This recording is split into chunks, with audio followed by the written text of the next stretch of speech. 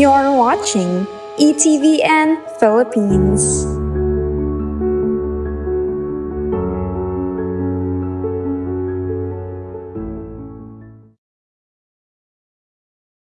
Ayun po, Lola Monsi, merong follow-up question pa po yung ating mga fans. Ano yun? Ayun, ito po. Kung minsan, dala ng dalamhati at hirap, nagagalit ang tao sa Diyos. Kasalanan po ba ito? Dapat bang kimkimin ang sama ng loob sa Panginoon o dapat ba itong sabihin sa Kanya? Alam mo, tatandaan nyo yung last tawag dito, yung last 7 words of Christ. Ano ang isa? Nung siya'y nababayubay sa krus, kanyang kinwote yung panalangin sa nakalagay, yung panalangin sa aklat ng awit. This is very common. My God, why have you forsaken me?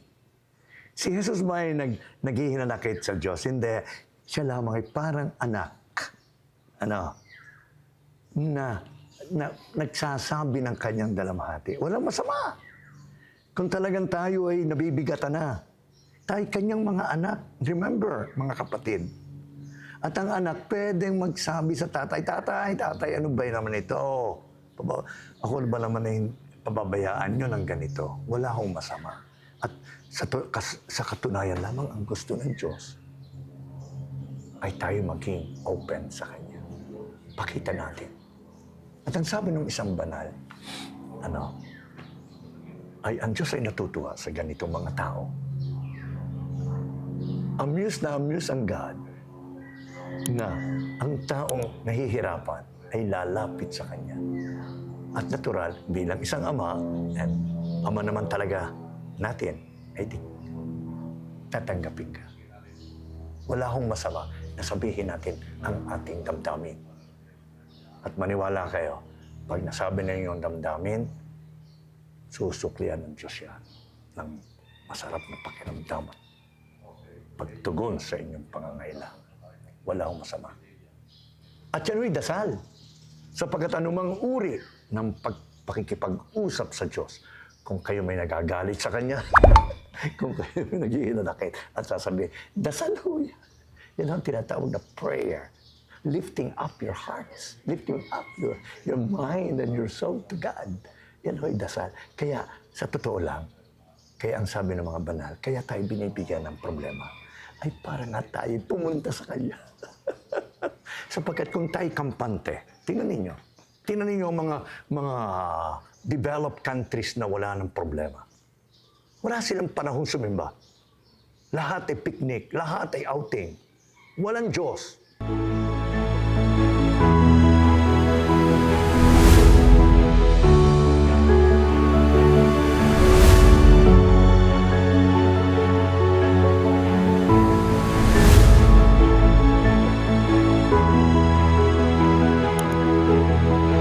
You're watching ETVN Philippines.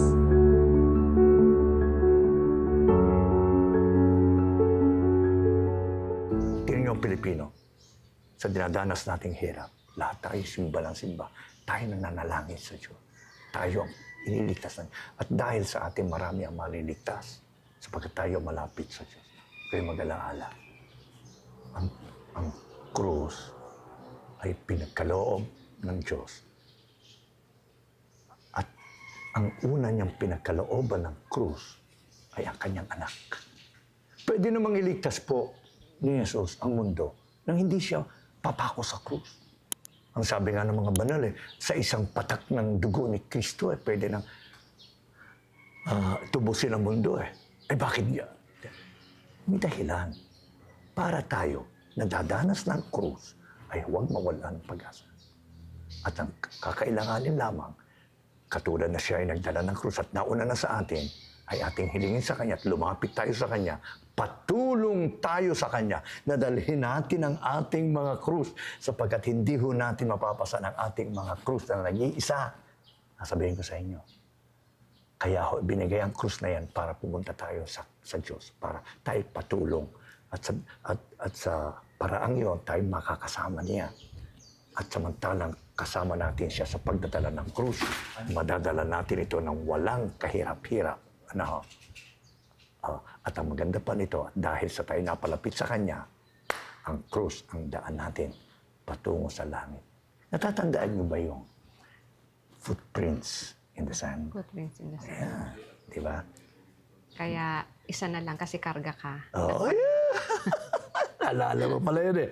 Di ba? Di ba magkasama sila ako, magkasama. Dalawa. Di apat ang footprints, ano? Ay, bakit kayo ito naging dalawa na lang? Sabi, Lord, pinabayaan mo yata ako. Hindi.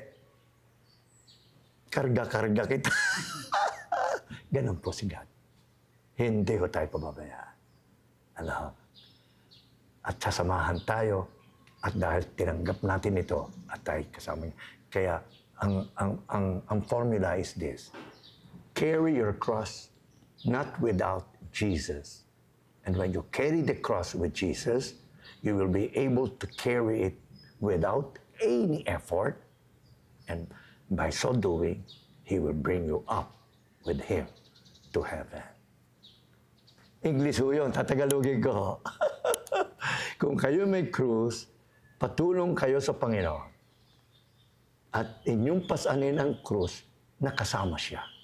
At kapag pinasaan niyo ang krus, nakasama siya, mapapasaan niyo ito ng walang kahirap-hirap at ito pa man din ang magdadala sa inyo sa buhay na walang hanggan. Amen.